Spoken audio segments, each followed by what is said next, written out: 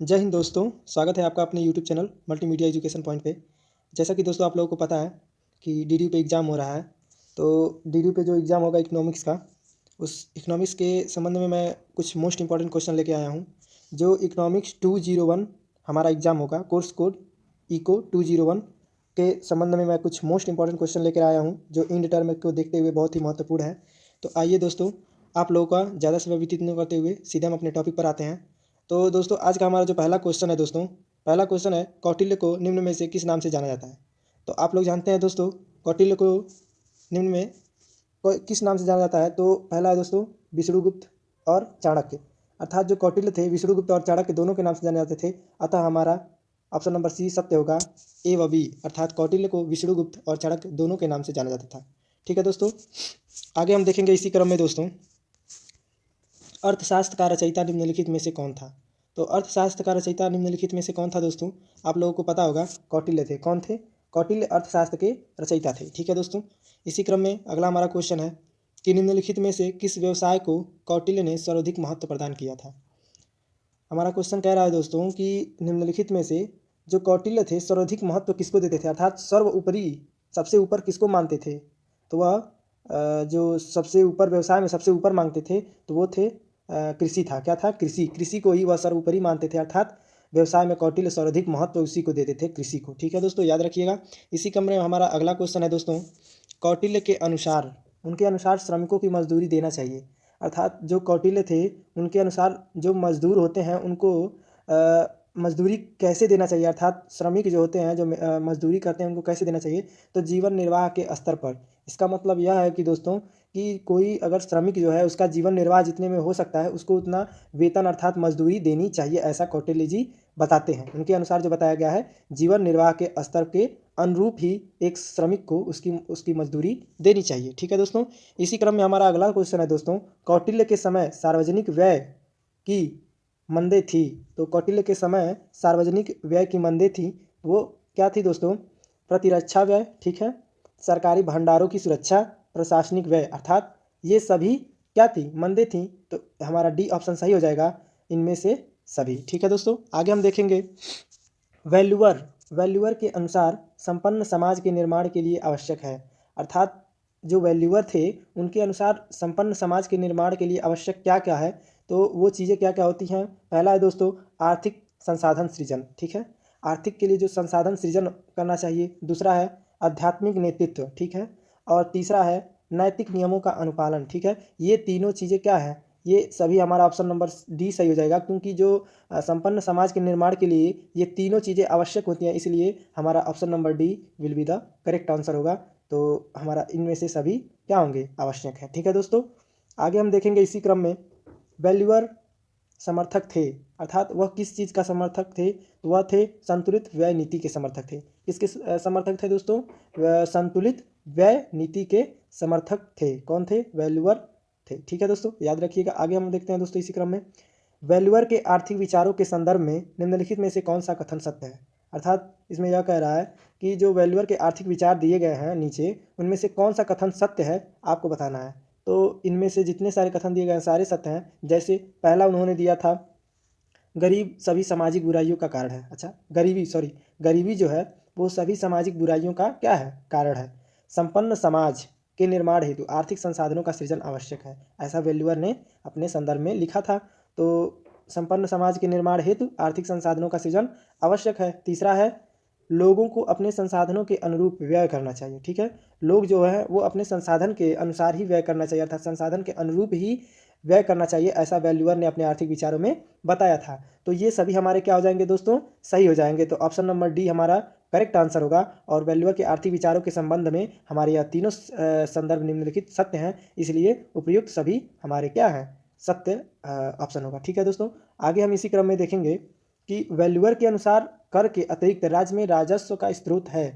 तो जो वैल्यूअर के अतिरिक्त, जो वैल्यूअर के अनुसार कर के अतिरिक्त था, जो कर लगाया जाता था उसके अतिरिक्त राज्य के राजस्व का स्रोत है। तो ए व बी, ए व बी कौन है दोस्तों? देखते हैं, रीति रिवाज पर अर्जित आय, ठीक है। दूसरा है पराजित शत्रुओं द्वारा अदा की गई धनराशि। ये दोनों क्या है? अतिरिक्त राज्य के राजस्व का स्रोत है। ठीक है, अगला हमारा क्वेश्चन है इसी क्रम में दोस्तों, पर प्रवाह, ठीक है, प्रवाह या निर्गम सिद्धांत का प्रतिपादन किसने किया था? तो जो निर्गम या प्रवाह सिद्धांत का प्रतिपादन किया था वो थे दोस्तों दादा भाई नौरोजी। कौन थे? दादा भाई नौरोजी। किसका प्रतिपादन किया था? तो निर्गम, निर्गम या उसे हम क्या कहते हैं? प्रवाह। क्या कहते हैं? निर्गम या प्रवाह कहते हैं उसको दोस्तों, याद रखिएगा। प्रवाह या निर्गम का प्रतिपादन किसने किया था? दादा भाई नौरोजी। याद रखिएगा, दादा भाई नौरोजी प्रवाह निर्गम सिद्धांत का प्रतिपादन किया था। अगला इसी में मोस्ट इंपॉर्टेंट क्वेश्चन है दोस्तों, grand old man of India. ये बहुत ही इंपॉर्टेंट क्वेश्चन है क्योंकि यह आने का बहुत ही संभावना है दोस्तों। जो grand old man of India जो है, ये निम्नलिखित में से किसे कहा जाता है? अर्थात ये जो कहा जाता है वो किसको कहा जाता है grand old man of India? तो वो कहा जाता है दोस्तों हमें दादा भाई नौरोजी को। किसको कहा जाता है? Grand old man of India दादा भाई नौरोजी को कहा जाता है, याद रखिएगा। आगे हमारा क्वेश्चन है दोस्तों इसी क्रम में, दादा भाई नौरोजी ब्रिटेन के हाउस ऑफ कॉमन्स के सदस्य कब चुने गए थे? अर्थात वो ब्रिटेन के हाउस ऑफ कॉमन्स के सदस्य कब चुने गए थे? तो 1892 में। देखिए दोस्तों, दादा भाई नौरोजी ब्रिटेन के तो भले से ही सदस्य थे, लेकिन वह ब्रिटेन के कहा जाए तो ब्रिटेन का बहुत ही वह उन्होंने कमियां बताई हैं और उनको दोषी ठहराते हुए ये भी कहा है कि जो हमारे भारत की आर्थिक स्थिति खराब है तो इसका सारा वो जो जिम्मेदार होता है वो ब्रिटेन को ही ठहराते हैं। अर्थात वह सदस्य तो भले ही होते हैं, लेकिन जो हमारा देश आर्थिक स्थिति में इतना नीचे था उसका कहीं ना कहीं ये ब्रिटेन का ही कारण था, ऐसा दादा भाई नौरोजी बताते हैं। तो इसमें यह बताया गया है कि Dadabhai Naoroji Britain house of commons के सदस्य कब चुने गए थे? तो 1892 में ही चुने गए थे, याद रखिएगा दोस्तों। आगे हम देखेंगे poverty and un British rule in India के लेखक कौन है? ये भी बहुत मोस्ट इंपॉर्टेंट क्वेश्चन है और ये जो बुक है यह बहुत ही इंपॉर्टेंट है, परीक्षा के दृष्टिकोण से आने में बहुत ही संभावना है इस क्वेश्चन का। तो इसके जो लेखक हैं वो है दोस्तों दादा भाई Naoroji. Dadabhai Naoroji poverty and un British rule in India में निम्न में से किसका समावेश किया है? अर्थात जो poverty and British rule in India है वो जो इस कथन में दिए गए हैं ABC में वो किसका समावेश है? तो इसमें आपको देखना है। तो आइए देखते हैं दोस्तों। पहला दिया गया है कि भारत में अंग्रेजों का शोषण का तर्क पूर्ण विवेचना, ये चीज़ें उसमें बताई थी। अर्थात जो भारत को अंग्रेज शोषण के तर्क पूर्ण विवेचना, इनके बारे में दादा भाई नौरोजी ने उस बुक में लिखा है। भारतीय वित्तियों की समस्याओं का वर्णन किया है, ठीक है। अर्थात जो भारत की वित्तीय समस्या है, जैसे बोला जाए तो जो भी आर्थिक समस्या है, जो भी भारत में समस्याएं थी उसका जो वर्णन किया गया है वो अन ब्रिटिश रूल इन इंडिया में किया गया है। तीसरा है निर्गम सिद्धांत का प्रतिपादन। तो निर्गम सिद्धांत का प्रतिपादन इसी बुक में किया गया है, poverty and un British rule in India. और पीछे हमने एक क्वेश्चन पढ़ा था दोस्तों, आप लोगों को याद होगा कि निर्गम सिद्धांत का प्रतिपादन किसने किया था? तो दादा भाई नौरोजी ने किया था, याद रखिएगा। और यहाँ पे ये भी पूछा है कि मतलब poverty and un British rule in India में कौन कौन से समावेश हैं। तो आप देख सकते हैं कि भारत में अंग्रेजों का शोषण का तर्कपूर्ण विवेचना, दूसरा है भारतीय वित्तीय समस्याओं का वर्णन, निर्गम सिद्धांत का प्रतिपादन, और चौथा ऑप्शन है हमारा दोस्तों उपयुक्त सभी। तो हमारा उपयुक्त सभी क्या होगा? सही जवाब होगा, ठीक है दोस्तों। Option number D will be the correct answer. ये तीनों क्या है? उस poverty and un British rule in India में बताए गए हैं, ठीक है दोस्तों, याद रखिएगा। अगला हमारा क्वेश्चन है दोस्तों इसी क्रम में, रमेश चंद्र, ठीक है दोस्तों, एक सेकेंड। रमेश चंद्र दत्त का जन्म हुआ था, अर्थात इन्हें हम कहते हैं शॉर्ट फॉर्म में RC दत्त। क्या कहते हैं दोस्तों? RC दत्त कहते हैं। तो RC दत्त का जो जन्म हुआ था वो कब हुआ था दोस्तों? 1848 में। कब हुआ था दोस्तों? 1848, ठीक है, याद रखिएगा। RC दत्त 1848 कब हुआ था? RC दत्त 1848 में हुआ था, अर्थात इनका जन्म 1848 में हुआ था। RC दत्त 1848। अगला हमारा क्वेश्चन है दोस्तों, निम्न में से किस पुस्तक के लेखक RC दत्त थे? इसमें पूछ रहा है दोस्तों कि निम्न में से किस पुस्तक के लेखक RC दत्त थे। तो इनमें जो सारी बुकें दी गई हैं वो सारी बुकों के RC दत्त लेखक थे। तो RC दत्त पहला उनका बुक है जो है भारत की आर्थिक इतिहास, भारत में दुर्भिक्ष, ठीक है। तीसरा है विक्टोरिया काल में भारत। ये तीनों क्या हैं? उनकी लेख हैं। तो इनमें से सभी हमारा क्या होगा? ऑप्शन सही होगा, ठीक है दोस्तों, इनमें सभी हमारा क्या होगा? ऑप्शन सही होगा। अगला हमारा क्वेश्चन है दोस्तों, रमेश चंद्र दत्त के, ठीक है, रमेश चंद्र दत्त के अनुसार भारत में कृषि की दुर्दशा का कारण था, अर्थात जो कृषि का दुर्दशा का कारण था, अर्थात बिगड़ने का कारण था, वो क्या क्या था? तो वो था भूमि पर कर का भार, ठीक है, और सिंचाई की सुविधा का अभाव, ये दोनों जो समस्याएं थीं, इससे कहीं ना कहीं भारत की जो कृषि थी वह दुर्दशा में पड़ गई थी। अर्थात उसकी दुर्दशा का कारण यही दोनों था। क्या था दोस्तों? तो वो था, पहला था हमारा भूमि पर कर का भार हो गया था बहुत ज़्यादा, दूसरा सिंचाई की सुविधा का अभाव हो गया था, अर्थात सिंचाई करने की सुविधाएं भी बहुत कम थी, ठीक है। तो ये दोनों हमारे क्या थे? कृषि दुर्दशा के कारण थे। तो option number C will be the correct answer होगा। ए व बी हमारे दोनों ऑप्शन सही होंगे। अगला हमारा क्वेश्चन है दोस्तों, ब्रिटिश काल में भारत का निर्धारता का कारण था। अर्थात ब्रिटिश काल में जो भारत की निर्धनता का कारण था वह क्या क्या था? तो पहला था खेत की दुर्दशा, अर्थात कृषि की दुर्दशा थी। दूसरा था कुटीर उद्योग का विनाश हो गया था, अर्थात जो हमारी छोटी छोटी उद्योगें थी उनका भी विनाश हो गया था, नष्ट हो गया था। अधिक एवं कष्टदायी भूमि कर, अर्थात जो भूमि का कर था वो भी बहुत ज़्यादा बढ़ा दिया गया था, जिसके कारण भारत की निर्धनता का यह सारे कारण थे, जिससे हमारा option number D will be the correct answer होगा इनमें से सभी। जैसे दोस्तों इसमें कह रहा है कि ब्रिटिश काल में भारत की निर्धनता का कारण क्या था, तो हम ऑप्शन के अनुसार बताएंगे। तो देखेंगे कि ऑप्शन पहला दिया गया है कि खेत की दुर्दशा, अर्थात खेत में दुर्दशा। दूसरा था कुटीर उद्योग का विनाश, अधिक एवं कष्टदायी भूमि कर। तो कहीं ना कहीं ये जो तीनों थी, यह तीनों भारत की निर्धनता के कारण थे। तो जब भारत की निर्धनता के ये सब कारण थे, तो ऑप्शन नंबर डी हमारा क्या होगा दोस्तों? सही होगा। अर्थात इन सभी से क्या था? भारत की निर्धनता के कारण थे। तो option number D will be the correct answer. आगे हम देखेंगे इसी क्रम में कि the evolution of provincial finance in India के लेखक हैं। तो the evolution of provincial finance in India के लेखक हैं B R Ambedkar, doctor B R Ambedkar, ठीक है, भीमराव अम्बेडकर इसके लेखक हैं, ठीक है दोस्तों। अगला इसी क्रम में है, डॉक्टर अम्बेडकर के आदर्श थे। तो जो डॉक्टर अम्बेडकर के आदर्श थे, अर्थात अम्बेडकर जी किनको किनको अपना आदर्श मानते थे, तो वो थे, पहला तो गौतम बुद्ध थे, दूसरा कबीर थे, तीसरा ज्योतिबा बाई फूले। तो ये तीनों लोगों को अपना आदर्श मानते थे। इनके अलावा और भी लोगों को वो मानते थे। तो इसमें हमको इसमें ऑप्शन के अनुसार बताना है कि अम्बेडकर के आदर्श कौन कौन थे। तो यह तीनों जबकि उनके आदर्श थे, तो ऑप्शन नंबर डी हमारा सही होगा इनमें से सभी, ठीक है दोस्तों। आगे हम देखते हैं इसी क्वेश्चन को आगे। डॉक्टर अम्बेडकर संविधान सभा की निम्न में से किस समिति के सभापति थे? अर्थात जो अम्बेडकर हैं वो संविधान सभा के निम्न में से किस समिति के सभापति थे? तो यह एक पॉलिटिकल साइंस का भी क्वेश्चन हो जा सकता है कि संविधान प्रारूप समिति के वह क्या थे? सभापति थे। क्या थे दोस्तों? सभापति थे। इसी में आगे हम देखते हैं, दी प्रॉब्लम ऑफ रूपी पर निम्नलिखित में से किसने शोध किया था? अर्थात दी प्रॉब्लम ऑफ रूपी पर निम्नलिखित में से किसने शोध किया था? तो वह किया था डॉक्टर भीमराव अम्बेडकर, अर्थात बाबा साहब अम्बेडकर ने द प्रॉब्लम ऑफ रूपी जो है इस पे क्या किया था? शोध किया था। क्या किया था दोस्तों? तो उन्होंने इस पे शोध किया था। इसी में हमारा अगला क्वेश्चन है, डॉक्टर भीमराव अम्बेडकर के संबंध में निम्नलिखित में से कौन सा कथन सत्य नहीं है? तो इसमें से आपको बताना है कि कौन सा कथन सत्य नहीं है। तो वह है, डॉक्टर भीमराव अम्बेडकर का जन्म 16 अगस्त 1891 में हुआ था। यह हमारा गलत है, यही नहीं है, अर्थात यह सत्य नहीं है, ठीक है, ये हमारा सत्य नहीं है। बाकी दूसरा जो है, डॉक्टर अम्बेडकर के इंडिपेंडेंस लेबर पार्टी की स्थापना 1936 में की थी, ठीक है। और सी कहा था दोस्तों, डॉक्टर अम्बेडकर ने कहा था भारतीय कृषि की समस्या का समाधान है वह क्या है? औद्योगिकीकरण है। तो अर्थात उन्होंने बताया था जो भारतीय कृषि की समस्या है उसका समाधान एक ही है, क्या है? औद्योगिकीकरण है। चौथा वह उन्होंने कहा था, डॉक्टर अम्बेडकर स्वतंत्र भारत के प्रथम वित्त मंत्री थे, अर्थात वह स्वतंत्र भारत के प्रथम विधि मंत्री थे। तो ये भी कथन क्या है? सत्य है। अर्थात दूसरा, तीसरा, चौथा हमारा कथन सत्य है, जबकि हमारा पहला क्या है?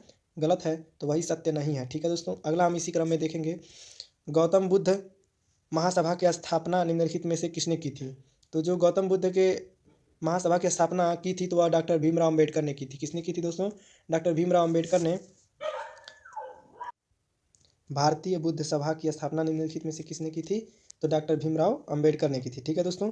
अगला हमारा इसी में क्वेश्चन है दोस्तों, 7 क्रांतियों के सिद्धांत का प्रतिपादन निम्नलिखित में से किस व्यक्ति ने किया था? तो किस व्यक्ति ने किया था? तो उसने डॉक्टर लोहिया, ठीक है, डॉक्टर लोहिया ने, अरे, 7 क्रांतियों के सिद्धांत का प्रतिपादन निम्नलिखित में से किस व्यक्ति ने किया था? तो वह डॉक्टर राम मनोहर लोहिया ने किया था, ठीक है दोस्तों। अगला हमारा क्वेश्चन है, राम मनोहर लोहिया ने भारतीय समाजवादी दल की स्थापना कब की थी? तो भारतीय समाजवादी दल की जो स्थापना की थी वह 1955 में डॉक्टर राम मनोहर लोहिया ने की थी, ठीक है दोस्तों। अगला हमारा क्वेश्चन है दोस्तों, भारत विभाजन की भारत में विभाजन के दोषी व्यक्ति की रचना किसने की थी? तो भारत विभाजन के दोषी व्यक्ति की रचना डॉक्टर राम मनोहर लोहिया ने की थी। ठीक है दोस्तों, अगला हमारा क्वेश्चन है, डॉक्टर लोहिया के संबंध में से कौन सा कथन सत्य है? डॉक्टर लोहिया के संबंध में निम्न में से कौन सा कथन सत्य है? तो वह उपर्युक्त सभी कथन सत्य हैं जो ऊपर दिए गए हैं। जैसे पहला है, डॉक्टर राम मनोहर लोहिया का जन्म जो हुआ था 23 मार्च 1910 में हुआ था। दूसरा है, डॉक्टर लोहिया ने विकेंद्रीकृत अर्थव्यवस्था का समर्थन किया था। तीसरा है, डॉक्टर लोहिया ने सप्त क्रांति की सिद्धांत का प्रवर्तन किया था। तो यह तीनों क्या है? सही है, अर्थात उपर्युक्त सभी हमारा क्या है? ऑप्शन सही है। देखिए दोस्तों, एक ट्रिक इसमें है कि जब जितने हम लोग क्वेश्चन देख रहे हैं उसमें जो उपर्युक्त सभी आ रहा है तो वो हमारा ऑप्शन क्या है? 100% अर्थात 99% क्या हो रहा है? सही हो रहा है। तो इसका मतलब यह है कि जो डी वाला ऑप्शन है वह लगभग सही हो रहा है।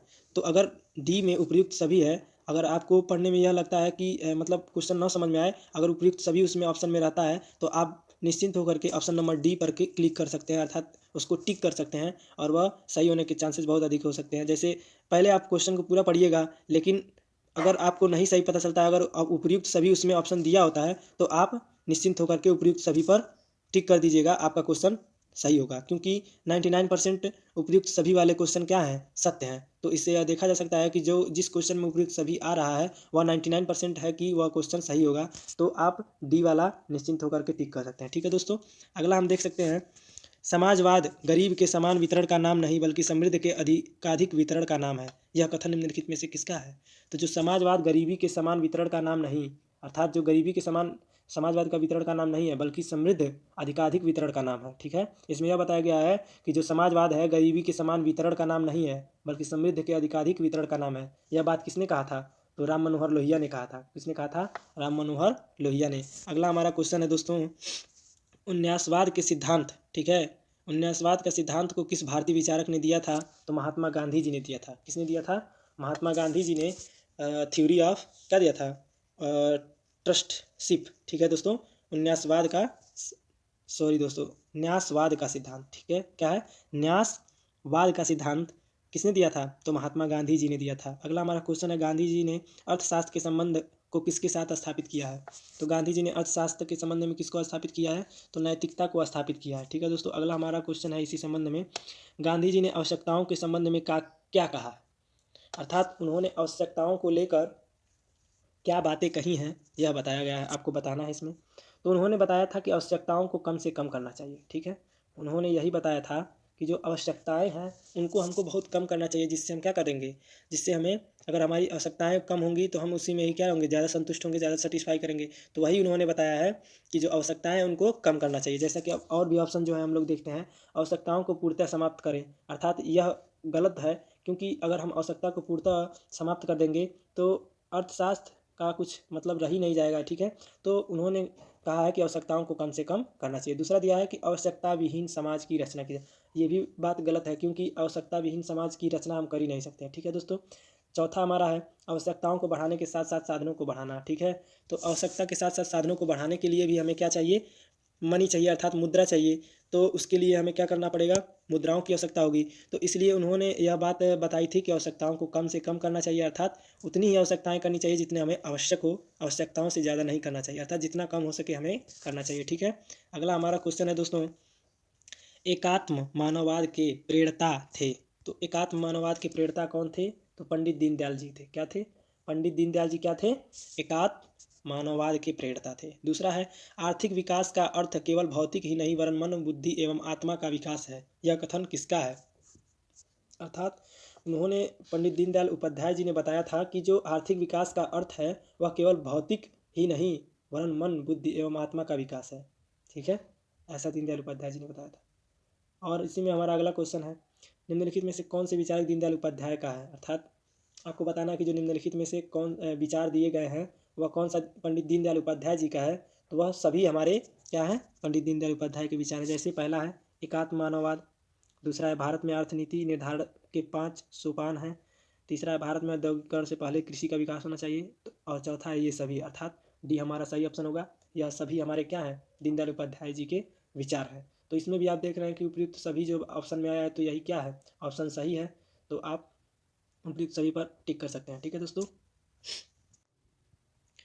प्रोफेसर जेके मेहता ने किस विश्वविद्यालय के अध्ययन कार्य किया था। ठीक है दोस्तों, इसमें कह रहा है कि जो प्रोफेसर जेके मेहता थे उन्होंने किस विश्वविद्यालय में अध्ययन कार्य किया था, तो वह इलाहाबाद विश्वविद्यालय में। किस में किया था? इलाहाबाद विश्वविद्यालय में प्रोफेसर जेके मेहता क्या किए थे? अध्ययन किए थे। ठीक है दोस्तों, इसी क्रम में दूसरा हमारा क्वेश्चन है, इच्छाओं के लोप संबंधी विचारधारा के प्रतिपादन थे। ये भी मोस्ट इंपॉर्टेंट क्वेश्चन है कि जो इच्छाओं के लोप संबंधी विचारधारा के प्रतिपादक थे वह थे प्रोफेसर जेके मेहता।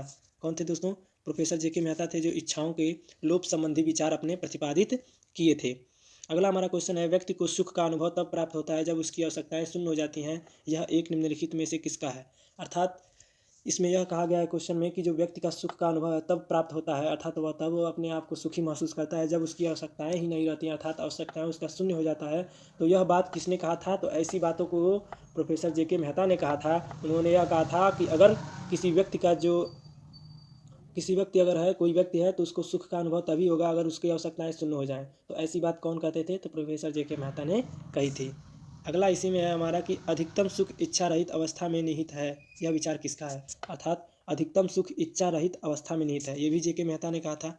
ये भी बात जो है इसी बात से संबंधित है दोस्तों, ऊपर वाले से ही, क्योंकि उसमें भी उन्होंने बताया है कि जो आवश्यकता है वो शून्य हो जाए, ऐसी बात जेके मेहता ने कहा था। और दूसरी लाइन भी यही कह रही है कि अधिकतम सुख इच्छा रहित अवस्था में निहित है, अर्थात जब इच्छा ही नहीं रहेगी तो सुखी रहेगा, क्योंकि उसे जब कोई भी चीज़ की आवश्यकता नहीं रहेगी तो वह जीवन में सुखी रहेगा। तो ये भी बात उसी बात से संबंधित है। तो यह बात ऐसी बातें किसने कहा था? तो प्रोफेसर जेके मेहता ने कहा था।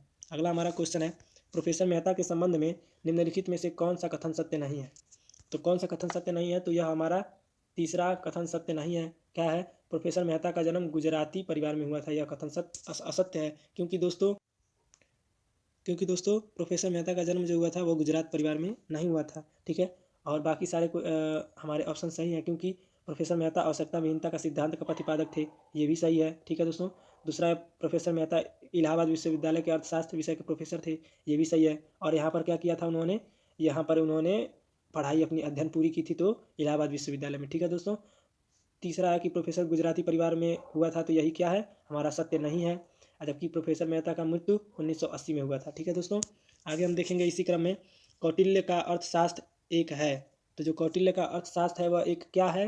तो सरकार के सिद्धांतों पर पुस्तक। ठीक है, सरकार के सिद्धांतों पर एक पुस्तक है कौटिल्य का अर्थशास्त्र। क्या है? सरकार के सिद्धांतों पर एक पुस्तक। कौटिल्य ने विदेशी वस्तुओं पर प्रतिफल के दर निर्धारित की थी, तो क्या की थी? 10%। कितनी की थी? 10%। याद रखिएगा, कौटिल्य द्वारा वर्णित ज्ञान किस शाखा के आर्थिक मामलों का अध्ययन किया गया था? तो वार्ता। किस मामलों का अध्ययन किया गया था? तो वार्ता मामले का अध्ययन किया गया था। अगला हमारा क्वेश्चन है दोस्तों, poverty and on British rule in India के पुस्तक के लेखक कौन है? दादा भाई नौरोजी। देखिए यह दोबारा क्वेश्चन आ गया है कि जो poverty on British rule in India है उसके लेखक कौन है? तो दादा भाई नौरोजी हैं। याद रखिएगा, मोस्ट इंपॉर्टेंट क्वेश्चन है। लॉर्ड कर्जन को भारतीय अर्थव्यवस्था पर किसे के खुले पत्र ने ब्रिटिश भारत सरकार को एक अधिकारी खंडन प्रकाशित करने तथा सुधारात्मक आर्थिक उपाय आरंभ करने के लिए विवश किया? तो आरसी दत्त ने क्या किया था? तो लॉर्ड कर्जन को भारतीय अर्थव्यवस्था पर, ठीक है, खुले पत्र ने ब्रिटिश भारत सरकार को एक आधिकारिक खंडन प्रकाशित करने तथा सुधारात्मक आर्थिक उपाय आरंभ करने के लिए विवश किया था। ठीक है, अर्थात आरसी दत्त ने ही विवश किया था लॉर्ड कर्जन को। ठीक है, अगला हमारा क्वेश्चन है दोस्तों, ब्रिटिश शासन के अधीन भारत की दरिद्रता को दर्शाने वाला आरसी दत्त की पुस्तक है। अर्थात ब्रिटिश शासन के अधीन जब हमारा भारत था, अर्थात ब्रिटिश की हुकूमत के अधीन हमारा भारत था, उस समय भारत की दरिद्रता को दर्शाने वाली जो आरसी दत्त की पुस्तक है तो किसमें बताया गया था? तो वह था भारत के इतिहास में। जो भारत का इतिहास जो आरसी दत्त की जो किताब है, पुस्तक है, उसमें उन्होंने भारत की जो दरिद्रता थी उस समय ब्रिटिश शासन के अधीन, उस समय की बातें इस पुस्तक में बताई गई हैं कि क्या क्या हुआ था। अगला हमारा क्वेश्चन है, भारतीय राष्ट्रीय आंदोलन में दादा भाई नौरोजी और आरसी दत्त का प्रमुख योगदान क्या है? तो प्रमुख योगदान उनका निकास सिद्धांत है। क्या है दोस्तों? निकास सिद्धांत उन लोगों का प्रमुख योगदान था। ठीक है, अगला हमारा क्वेश्चन है, दादा भाई नौरोजी द्वारा भारतीय राष्ट्रीय आंदोलन के लिए सबसे प्रभावी योगदान यह था कि उन्होंने किसी भी वस्तु से पूर्व सामाजिक बुराइयों का उन्मूलन की आवश्यकताओं पर बल दिया था। ठीक है दोस्तों, अगला हमारा क्वेश्चन है, सामाजिक न्याय प्राप्त करने के लिए डॉक्टर भीमराव अम्बेडकर ने किस महत्व पर बल दिया था? तो जो सामाजिक न्याय को प्राप्त करने के लिए भीमराव अम्बेडकर ने किसके महत्व पर बल दिया था? तो संवैधानिक विधियों पर महत्व दिया था। किस पे? संवैधानिक विधियों पर डॉक्टर भीमराव अम्बेडकर ने महत्व दिया था। डॉक्टर अम्बेडकर के अनुसार कौन सा युग्म अराजकता का व्याकरण है? तो कौन सा युग्म अराजकता का व्याकरण है? तो सत्याग्रह एवं असहयोग, यह अराजकता का क्या है? व्याकरण है। अगला हमारा क्वेश्चन है दोस्तों, इतिहास का चक्र किस प्रमुख कृति है? अर्थात इतिहास का जो चक्र है किसकी प्रमुख कृति है, अर्थात किसकी प्रमुख कृतियां हैं? तो वह है लोहिया डी। किसका है? लोहिया डी का जो प्रमुख कृति है वह क्या है? इतिहास का चक्र। अगला हमारा क्वेश्चन है दोस्तों इसी में, गांधीवादी अर्थव्यवस्था का सिद्धांत पर आधारित है, तो क्या है? वह है न्यायशीता। क्या है दोस्तों? न्यायशीता। अगला हमारा क्वेश्चन है, सात क्रांति का विचार किसके द्वारा प्रतिपादित किया गया था? तो राम मनोहर लोहिया के द्वारा प्रतिपादित किया गया था। सात क्रांति का जो विचार था वह किसके द्वारा प्रतिपादित किया गया था? तो राम मनोहर लोहिया के द्वारा प्रतिपादित किया था। अगला हमारा क्वेश्चन है दोस्तों, गांधीवादी अर्थव्यवस्था किस पर बल देती है? तो जो गांधीवादी अर्थव्यवस्था है वह मानवीय एवं सांस्कृतिक मूल्य पर बल देती है। यह था हमारा लास्ट क्वेश्चन, जो गांधीवादी अर्थव्यवस्था किस पर बल देती है? तो मानवीय एवं सांस्कृतिक मूल्य। ठीक है दोस्तों, तो ये थे कुछ मोस्ट इंपॉर्टेंट क्वेश्चन जो हमारे परीक्षा के दृष्टिकोण से बहुत महत्वपूर्ण थे, जो हमारा 26 तारीख को एग्जाम होगा। इको 201 अर्थात ECO course code 201 economics most important question थे परीक्षा के दृष्टिकोण से। आप अगर 1 से 2 बार वीडियो को देखते हैं तो आपको सारे क्वेश्चन एक अच्छे से तैयार हो जाएगा, और आपको भले ही जैसे आपको लगेगा कि क्वेश्चन तैयार नहीं हुआ है, लेकिन जब आपके सामने आप पढ़े रहेंगे 2 बार 3 बार, तो जब आपके सामने क्वेश्चन आएगा दोस्तों तो आपको अपने आप यह पता चल जाएगा कि इस क्वेश्चन का यह ऑप्शन सही है। तो आप निश्चिंत होकर के इस वीडियो को देखिए, और देखने के बाद फिर से एक बार और देखिए दोबारा, उसके बाद से आपको सारे क्वेश्चन अच्छे से याद हो जाएंगी। तो चलिए दोस्तों, तब तक के लिए चलते हैं, और वीडियो में कोई भी किसी भी प्रकार की दिक्कत हुई हो तो क्षमा कीजिएगा, और फिर मिलते हैं दोस्तों अगले वीडियो में। और इस वीडियो को आप लोग शेयर कीजिए और लाइक कीजिए, सब्सक्राइब कीजिए, और मिलते हैं अगले वीडियो में। तब तक के लिए जय हिंद, जय भारत।